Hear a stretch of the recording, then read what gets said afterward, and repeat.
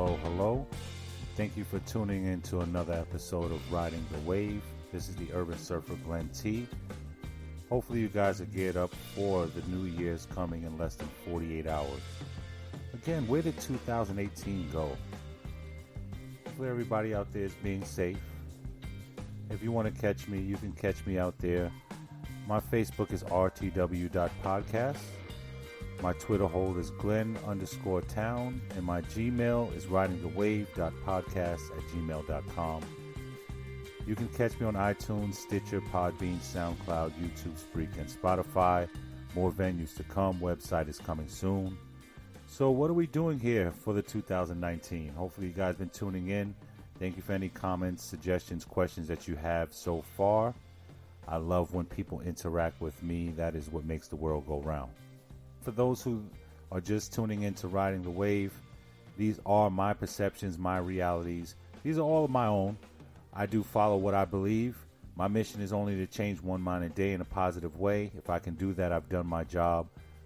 Otherwise, it's back to the drawing board, and we all know that I love going back to the drawing board. So challenge me out there, people. The Urban Surfer Glenn T. So you had another episode of Riding the Wave. This one here is a good one. We are actually getting into self-image. Self-image. When you hear of that, what do you think? We all know self-image is named self-image. But do we really and truly allow ourselves to create that image?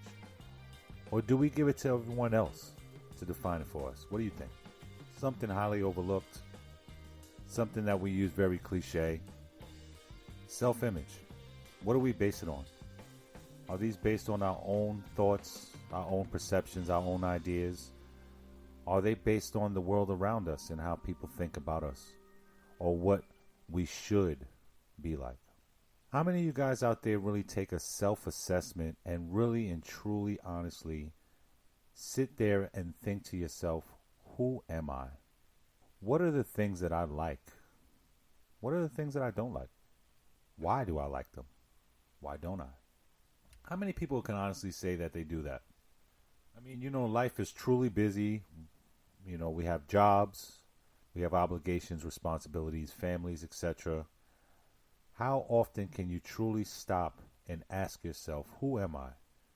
Sometimes it takes a tragedy, something impactful in your life, age. But it has to take some level of significance to actually get you to ask yourself that question. In my honest opinion, I feel that we're living the images that everybody else wants us to live, and we don't really delve into that question of who am I, what do I like. Every time I think of that question, I think of that movie Coming to America,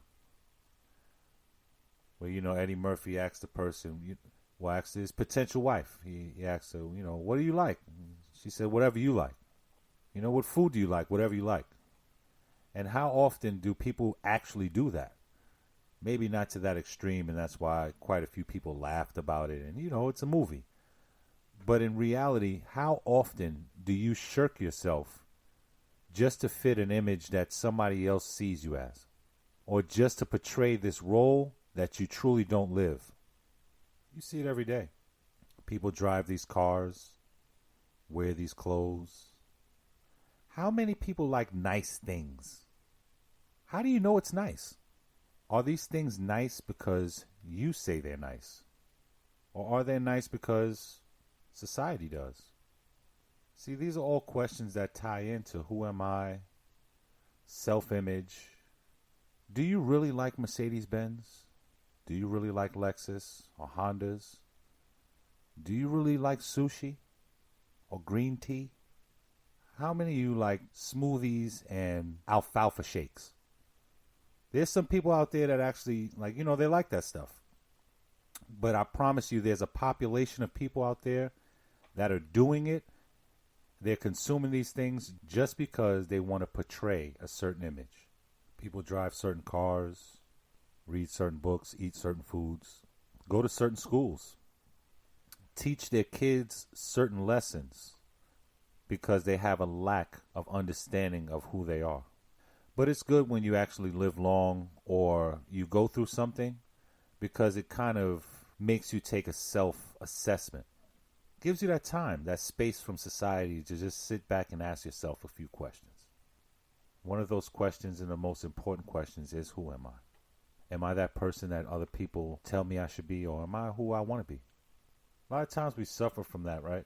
People complain that you're labeling me.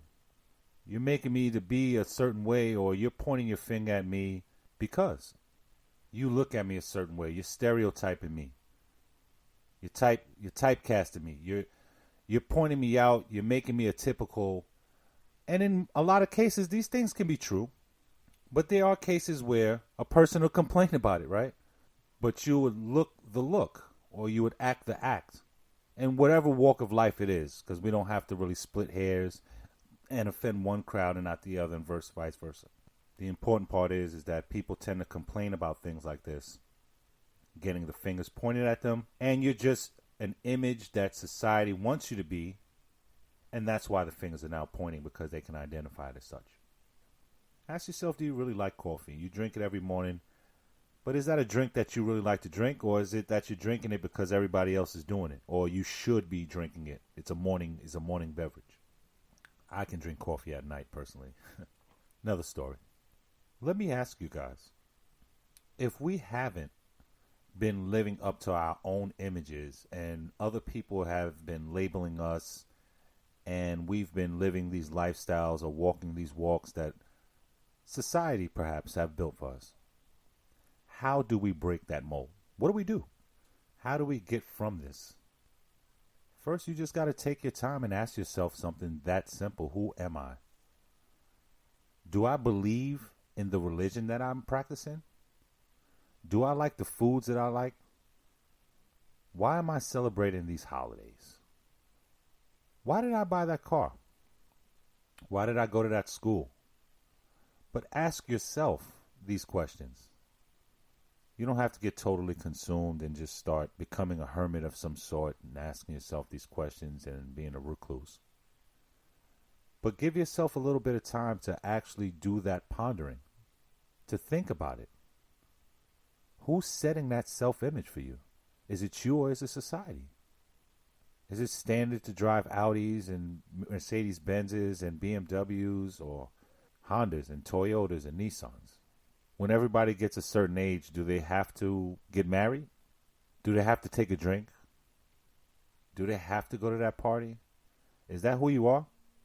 Take time to identify yourself. Sometimes you're doing things just to please other people or to please society, and you don't even realize that you've never liked these things that you've committed yourself to. Take time to really figure out what it is you like and then do it. Commit to it. Say no to the other stuff. When it comes time to being part of the norm, if you're not normal, don't act normal. Be different. I mean, don't break any laws and, be a misfit in society. But you don't have to appease to the public. Be who you are. If you like rips in your jeans, wear rips in your jeans. If you like wearing tight pants, wear tight pants. If you like your pants loose, then wear them loose, by all means. If you still like to wear caps and fitted hats, then wear caps and fitted hats. You don't want that beard on your face? Take it off, man. You're not ready to wear that hijab, sister? Then don't wear it just yet. That's just not who you are. People change all the time. So you don't have to feel locked into this way. You don't have to feel like everything is a tradition. Everything has to be set in stone. No, you just don't do that right now. Don't let people feel like you're doing something wrong or they have the right to judge you. Self-image is exactly that. It's self-image. How do you see yourself? And it's not just the way you look, but it's the way you think. It's the way you feel. Are these yours? Do you possess these? Are you in control of this? Are these your feelings or society's? Are these your thoughts or society's? Sweeping over your feet is bad luck, right? I sweep over my feet quite a bit because I like a clean house. Sometimes it just get on your shoes, right? But I don't consider my life full of bad luck. So one of my images is that I'm not superstitious. But people in my family could potentially be. Be different. be different for those people who want to be a musician, but their family wants them to go to school to become a doctor. Be a musician, man. Sister, you want to paint art instead of being that nurse, or you want to paint art instead of going to law school? Then paint art. Identify with yourself, because you have to live with yourself longer than anybody else has to. You have to wake up to yourself every day and go to sleep. Now imagine if you're practicing law or medicine and you don't want to do it. You have someone's fate in your hands. You have someone's life in your hands. And if you don't want to do it, by all means, please excuse yourself, because these are executive decisions. I'd rather you paint flowers. I'd rather you jam out on a guitar or something than do a brain surgery incorrectly, or forget to produce evidence that's going to free somebody from doing life because everybody in your family thought that you'll look good in a suit or in a smock. Ask yourself, who am I? For those just tuning in, this is the Urban Surfer, Glenn T. You are listening to Riding the Wave. We're going into 2019, people. If you don't know who you are right now, you may run along some more challenges that are unnecessarily challenges. Figure out who you like. Figure out what you want to eat. Figure out how you want to dress. Figure out what kind of careers you want to pursue. Figure out if you want to be a musician or a lawyer. Ask yourself, who am I? Am I an imam? Am I a priest? Am I a rabbi? Am I a student? Am I a rock star? Am I a ball player? Are these the images that I know myself to be? Commit yourself to it. If this is who you are, commit yourself to it. If it's not a good character, then ask God to guide you. But you have to be honest. How many of you are going to walk into a doctor's office knowing you have chest pains, and when they ask you, you say no? Or they say what hurts and you say your knee. You have to be honest with yourself, and that question is, who am I? Who's setting those standards? Are you setting standards for yourself, or are you allowing everyone and everything else to do so? Hey, maybe those standards that everyone and everybody else is setting for you are better than what you can come up with. Sometimes people are just not strong thinkers. But if you are, and you don't know who you are, it's time to make some self-assessments. We're almost a score into the millennium. People are using hot air to cook food. I think it's time to figure out who you are. You may be that person that grew up not too privileged, but you just like nice things. Don't know where you got the taste from. Don't know how you fit into the world, but you just like these things. That's who you are. Don't stop. Don't let people talk about how bougie you are or you're weird or anything like that. No. You commit to who you are. You'll find your way. You'll find your way in life. Trust me. Hey, those people that are just so uppity and their world is around uppity, and you like to get a little, you like to be a little free. Listen to a little hood music, or, you may want to get some food from a little sketchy area or something like that. Live a little then. Go ahead and do so. That's who you are. This is what makes the world go around, people. Stop being scared. Stop being scared of being who you are if it's not what society deems to be fit.